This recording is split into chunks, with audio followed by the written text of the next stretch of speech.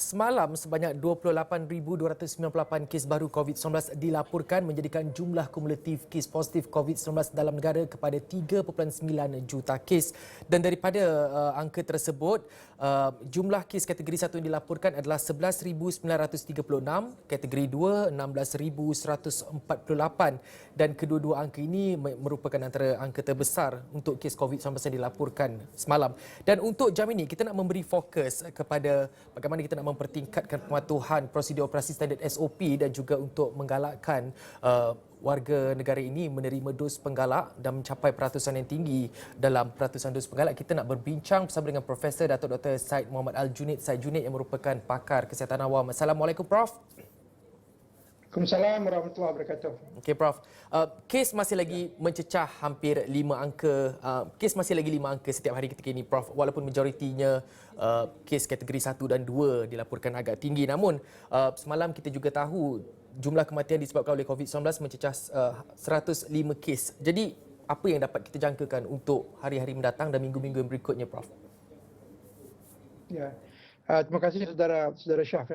Kalau kita lihat trend yang berlaku sekarang ni, bagi saya agak membimbangkan sedikit kerana kita dapati kita dalam proses lagi 13 hari kita akan menuju ke arah persediaan untuk fasa endemik. Jadi kes masih lagi tidak turun kepada bilangan yang kita jangkakan harapkan lebih rendah lagi. Jadi ini bermakna kita perlukan kerjasama kuat daripada ahli masyarakat untuk memastikan supaya SOP yang telah pun disediakan itu terus dipatuhi, dan yang keduanya adalah memberikan kerjasama untuk mengambil vaksin, terutama sekali bagi golongan yang belum lagi mendapatkan vaksin dos penggalak, terutama sekali yang mereka yang mempunyai resiko-resiko tinggi. Ini antaranya yang berumur lebih daripada 60 tahun dan juga mempunyai penyakit-penyakit kronik. Kalau kita lihat pada masa sekarang, liputan untuk dos penggalak ni masih lagi rendah. I think saya ingat dan terkini adalah masih lagi di bawah 50%. Ini akan menyebabkan kalau berlakunya jangkitan di dalam masyarakat, maka mereka yang mempunyai risiko tinggi ini akan mungkin pergi kepada kategori 3, 4 dan 5. Dan ini merupakan keadaan yang membimbangkan. Jadi pada masa yang sama, walaupun kita lihat lebih banyak kelonggaran diberikan, pastikan pemakaian pelitup muka itu dilakukan dengan serius, jangan ambil mudah, dan juga saya rasakan kita juga harus berikan perhatian supaya penjarakan fizikal terus dilaksanakan, terutama sekali apabila kita berada di ruangan yang tertutup. Ini merupakan perkara yang perlu kita lakukan. Satu lagi penting adalah ahli masyarakat harus mempunyai disiplin supaya tidak memalsukan ujian-ujian yang dilakukan dengan cara kendiri, dan juga mengambil tindakan yang sewajarnya apabila didapati positif. Kerana kita lihat ada laporan mereka yang masih lagi mempunyai larangan untuk bergerak di dalam MySejahtera, pergi ke memakan di restoran dan sebagainya. Ini merupakan satu perkara yang tidak harusnya berlaku kalau kita mempunyai masyarakat yang berdisiplin. Jadi kita harap ahli masyarakat memberikan kerjasama sepenuhnya dalam memastikan bahawa kita dapat menangani masalah pandemik COVID-19 ini dengan berjayanya. Baik, Prof, kita tahu 1 bulan 4 nanti negara akan beralih ke fasa endemik dan juga bulan Ramadan kini hampir berkunjung tiba, Prof.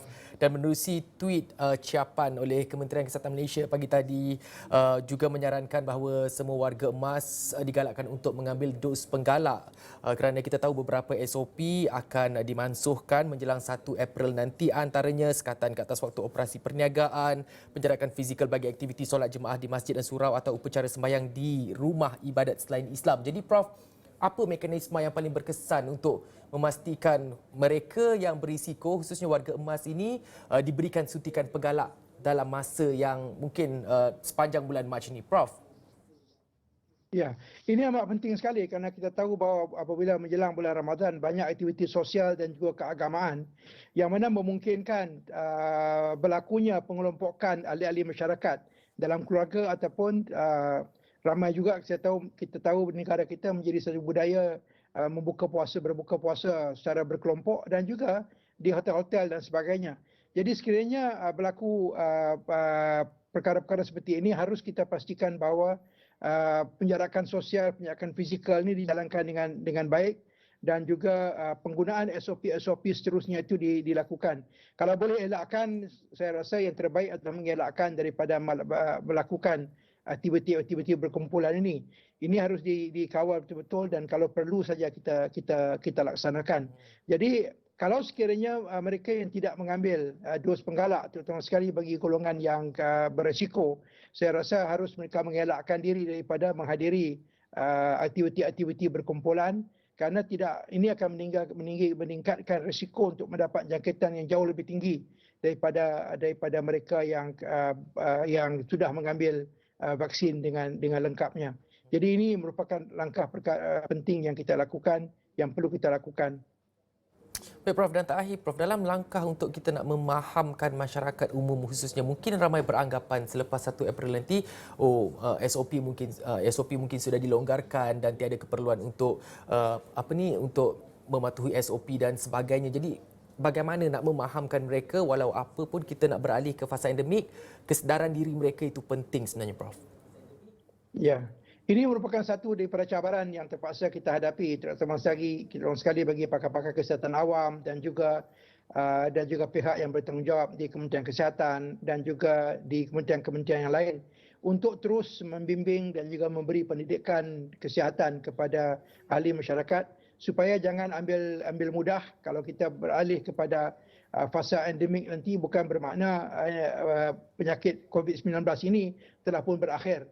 Malahan cabaran yang lebih besar adalah di kalangan komuniti. Penyebaran di kalangan komuniti akan menjadi lebih besar kalau kita tidak mematuhi SOP yang sedia ada.